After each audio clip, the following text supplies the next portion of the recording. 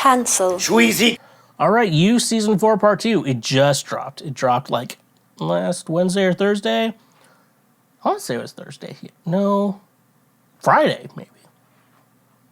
I don't know. I remember I just watched it in one sitting, so that's all that matters. So if you don't remember, we're on Part 2. They added 5 new episodes of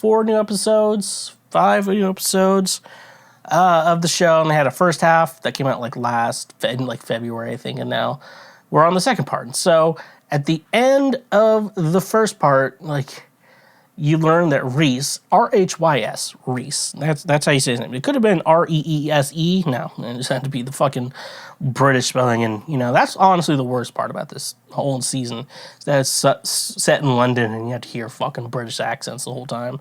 Like, I don't care if you're British, just don't do it around me, like, to be honest.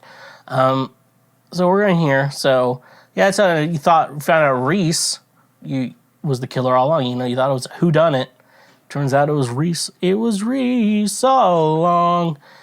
And stuff like that. So, and they also, like, foreshadowed, like, a woman who you thought was onto something.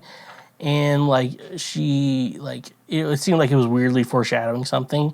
So then you learn that Dawn is, like, out of her mind. Like that photographer, you learn his name is Dawn. She kidnapped Phoebe to, like, protect her, put her in a safe room. But Joe was able to save her.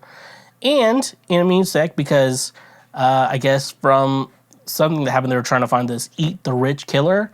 It turns out that Joe had to ear someone, and Reese was like, you gotta frame someone for this. And he ended up framing Dawn. It was very convenient, very good convenience for Joe Goldberg. Joe Goldberg has just way too much luck in, like, killing people. Like, it's way too lucky that he's been getting away with all this shit. You're like, he does do a good job at hiding the bodies, but, yeah, he has way too much luck for how many people he's murdered at this point. Then you get into Nadia as, like, one of his students. She got way too curious for her own good. I think, I think there is some merit to curiosity killed the cat, if we're going to be honest with you. Because I want to say, though, like, at some point, she's like, I can confirm this guy is bad. Like, he found Marianne. She found Marianne and, like, helped her. Which we'll get into that, too, in a minute. But, like, at some point, you keep snooping.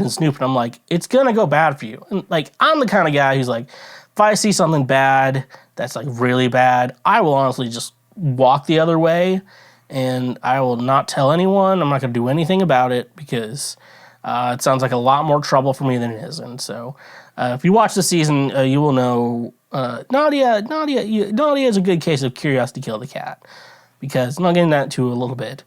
But here's the thing. So, like, we ended the first part with learning that Reese was the big bad and the killer all along. And, like, you set it up as Reese was running for mayor, and he's trying to kill anyone who could possibly get in his way or be, like, a bad, like, could ruin his reputation or anything in between. So that's how they ended it. So you're like, okay, what's Joe going to do about Reese?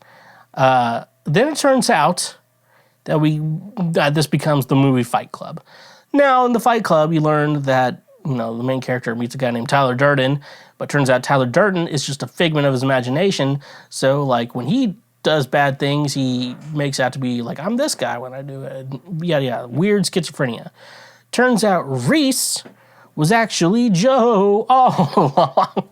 So that's anything. And remember with the beginning of the season, they were like, oh, Marianne, Joe just, left things how they were, and Marianne went on her very way, about what she's doing and everything like that.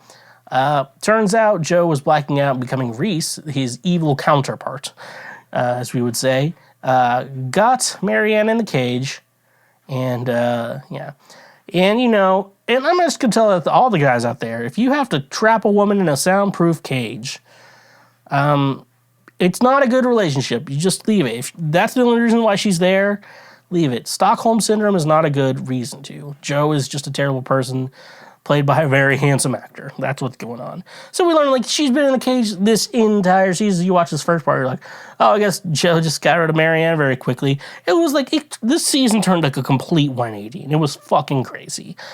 So Reese is just a figment of his imagination. He killed the real Reese, and he's like, I don't know who you are, and shit like that. Like, that's fucking crazy, because I guess Reese wrote some, like, books, I guess, that Joe really liked, and so Joe's mind created Reese as his, like, the bad guy in his life, or whatever. Like, his bad deeds manifested itself into another person.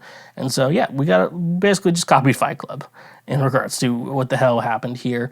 Part 2, and and like, that's a cool twist. I like that, but they should not have ended the first part with the twist that it was Reese being this bad guy all along and not Joe, so it made Joe look a little better, but I get it. What they should have done is ended the first part with Joe and Reese realizing that they're the same person. So you're just like, what the fuck is going on right now? That would have been a great way to end it, but no, they ended with Reese, and then like an episode or two later, they're like, yeah, Reese is just a part of your imagination, Joe. It's your dark side, and so he is your dark side, and you're the good side. That's what it is. And so I'm like, I just wish they would have ended the first part with that, because that would have been, everyone would have been talking about that shit. If they would have ended it with that, we would have all been talking about that shit forever. That's fucking, I tell you, like, that would have been the best. I think at the last episode, they had like a suicide warning at the beginning. They had one of those in the third season, but like, there's like, when they warn you, like, hey, suicide's gonna happen in this episode, I'm like, God damn it, that's a spoiler. Because, like, people are fucking stupid. They're like, hey, someone's gonna commit suicide in this episode. Don't do that. And do that. And shit like that. So then I'm like, I guess someone's gonna fucking off themselves in this show. And I assumed it would be Joe, because he's like, I have two personalities, and like, he's evil, so I have to kill myself, so like, this evilness doesn't ruin the world. And he ends up killing himself, but yeah, he ends up surviving. And yeah, the season ends, and I guess there's gonna be season 5. And Penn Badgley wants to end it on season 5, which I totally agree with him, because I think they've stretched the show out enough.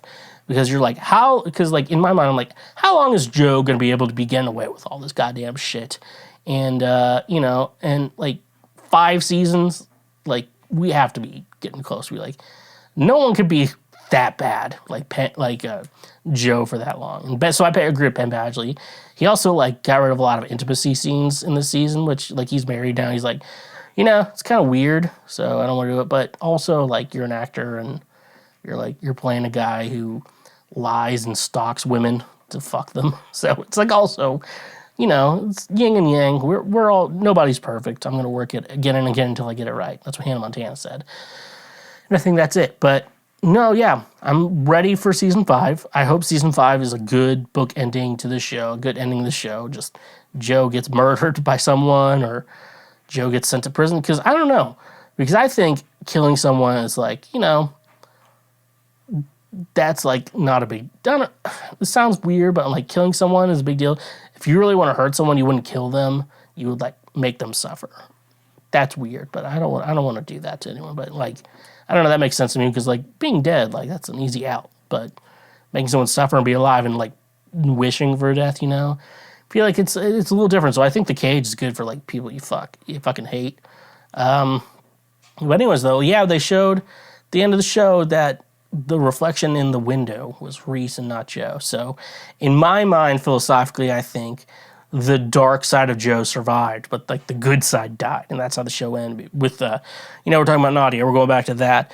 Basically, Nadia was snooping through Joe's apartment, and then Nadia had her boyfriend like on lookout. And so what happened was Joe found out, and then basically Nadia dropped her phone. He picked it up, put in the password, deleted all the photos he found in her from his apartment, and then handed her a knife and showed over her dead boyfriend that made it look like she killed him, and now she's not talking in prison. So that's why curiosity kills the cat, folks. That's how curiosity kills the cat. But that's you, season 4, part 2. Real big fucking twist. I didn't see. I was thinking like, oh, okay, Joe's not killing anymore. You gotta figure out how to get rid of this other guy. That's what you thought was gonna go on. But then it's like, nope, Joe's just psycho. So very fucking weird. A very big weird twist. I would have placed the twist at the end of the first part, and then the second part would have gone from there. That's how I would have done it. But, let's go full throttle. And, feel like a woman, a real woman. Feel like a woman. That's what you're like. When you're dating Joe Goldberg, you're gonna... Come on, Mark. Don't be stingy. God damn it.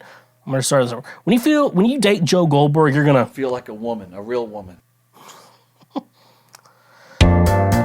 Thank you for watching this clip. Watch it again or watch something else.